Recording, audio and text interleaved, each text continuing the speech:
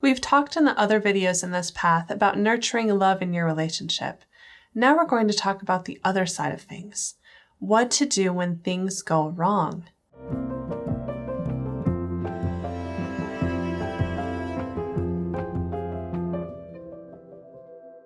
All relationships, even happy and healthy ones, have periods of hurt, disagreement, and anger. What you do when this happens in your own life can make all the difference in your relationship. Take a moment to think about how you respond personally when you feel hurt or angry. Do you get overwhelmed and shut down? Do you lash out or yell? Do you cry? Or do you get cold and logical? Everyone responds to stressful or hurtful situations in their own way, and it's helpful to figure out, when you feel more calm, what your usual response is, as well as your partner's. What do you think would be the ideal way for someone else to calm you down when you're upset?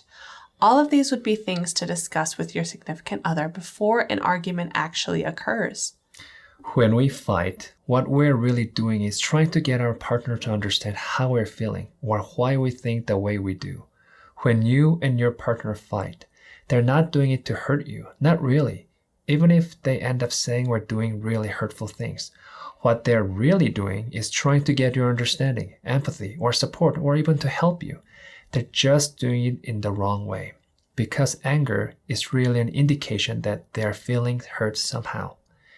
If you think about your partner this way, as someone you love who's been hurt and needs you, it becomes much easier to keep you calm and resolve fights sooner together. Two common and very damaging reactions to conflict are criticism and stonewalling. We'll address each one. Criticism is poison to relationships. Here's the thing. Opening up to another person and truly loving them creates connections and happiness. But it also makes you vulnerable to being hurt. If my wife criticizes me, even in a well-meaning way, it is so much more hurtful and harder to hear than it would ever be if anybody else said it. You have the capacity, with your words and actions, to make your partner happier than anybody else could. But you also have the ability to hurt them more than anybody, just like they do for you.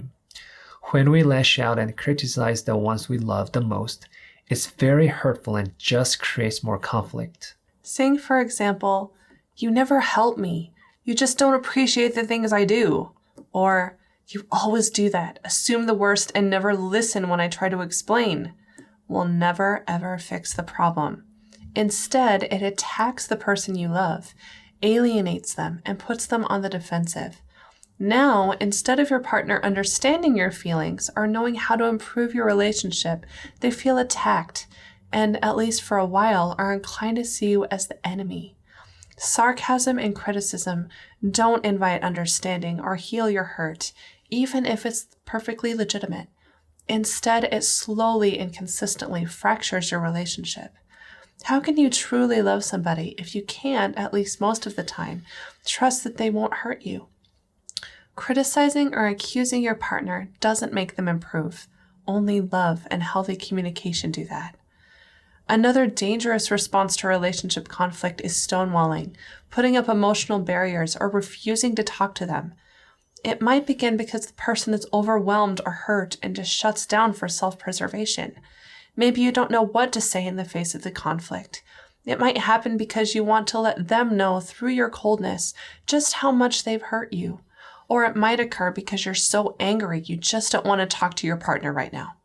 Whatever the reason, stonewalling is dangerous because if it goes on for very long, it cuts the ties of communication in your relationship and makes your partner feel abandoned. Dr. Edward Tronick conducted a famous study known as the still face experiment, in which babies were denied their mother's attention for several minutes. The mothers played with their babies normally for a while, and then, when the signal was given, stopped. They looked at their baby with an empty expression without giving them any emotional response or reaction. They stonewalled their baby. What happened was that the babies began to try to get their mother's attention back. They would smile or point or screech, anything to get a response. But then finally, they would begin to cry and really lose control. As adults, we are pretty much the same way. When we feel like our source of love has suddenly been cut off and replaced with silent anger, we almost immediately try to get our loved one's attention again. If that doesn't work, and the stonewalling continues, it causes real hurt and trauma. We panic and might feel unloved, scared, lonely, and over time, even angry. We try anything just to get a reaction, like saying, "Look at me, come back to me." And the longer it goes on, the more hurt accumulates, and the harder it is to reconnect with our partner. Taking a time out when you're angry can be a very good thing and help you calm down and get your bearings. But if you do that, it's very helpful to at least tell your partner what's going on and how long you need. You could say, for example, "I'm really angry right now and I don't want to say anything I'll regret. I need an hour to think about things and be on my own, and then I think I'll be ready to talk about it." This will reassure your loved one that you are not denying them love or cutting them off, and that you'll be ready to reconnect in a little bit of time. So what do you do then when conflict arises in your relationship? Love is fostered and repaired by feeling safe and valued and loved. One of the greatest skills you can develop to strengthen your relationship, even during the hard times, is learn how to really communicate and listen. After all, your partner's feelings and point of view are just as legitimate as your own. As we mentioned before, anger is a sign of hurt. So the next time your partner is angry without a clear reason, it probably means something is making them hurt. Ask yourself what that could be and how you could help. Do they just need someone to listen to their feelings? Do they need your help to fix a problem? Or do they need to be reassured of your love and that they are important to you? Do they need your attention to feel valued? Do they feel lonely or abandoned? They might not even know why they're upset. At least I've been that way sometimes. Ask questions to help them open up about what's wrong and try to see past their anger to what's really going on and empathize with what they're feeling. Your partner is not the enemy. It's not a you versus them situation.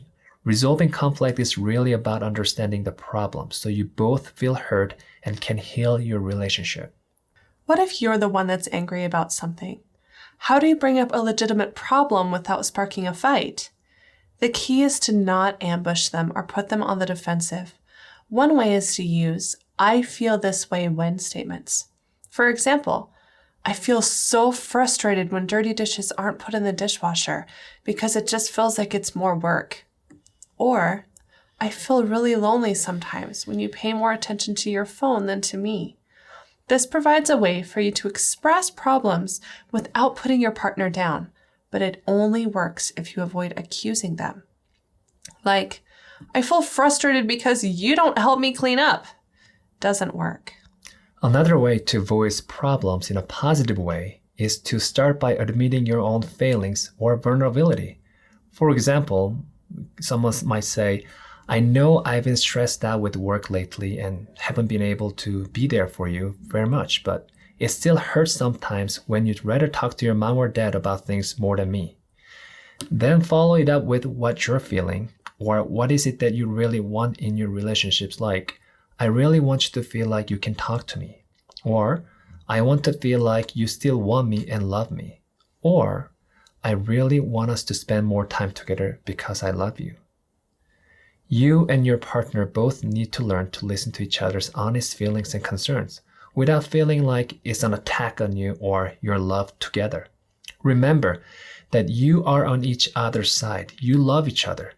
And the end goal of any disagreement should be explanation, understanding, and forgiveness instead of lashing out to hurt them. Last, but very importantly, couples in strong, healthy relationships need to learn to apologize. Some people think that in arguments there has to be a right side and a wrong side, so they don't feel like they can apologize because that would make their feelings, reactions, or point of view wrong. But that's really not true. Your feelings are legitimate, and a lot of the time, neither of your feelings or thoughts are more important or more right than the others. You both make mistakes, but most of us don't hurt our significant other intentionally. So often a sincere apology can be as simple as, "I didn't mean to hurt your feelings like that. I was just really upset about that issue, but I can see how that hurt you, and I'm sorry." What if your partner has done something that has really hurt you and you can't seem to forgive them? Forgiving someone can be an incredibly difficult and even painful process. Maybe your partner doesn't really understand why something hurt you so much. Maybe they aren't even acting very sorry or haven't really apologized. There is something in us that often wants the other person to be a part of our forgiveness, like to have to earn it, either by apologizing or hurting a little bit like we have, but that's not what forgiveness really means. A disclaimer here, we do not endorse any kind of physical violence or abuse of any kind, and some hurts between partners might need professional help to work through.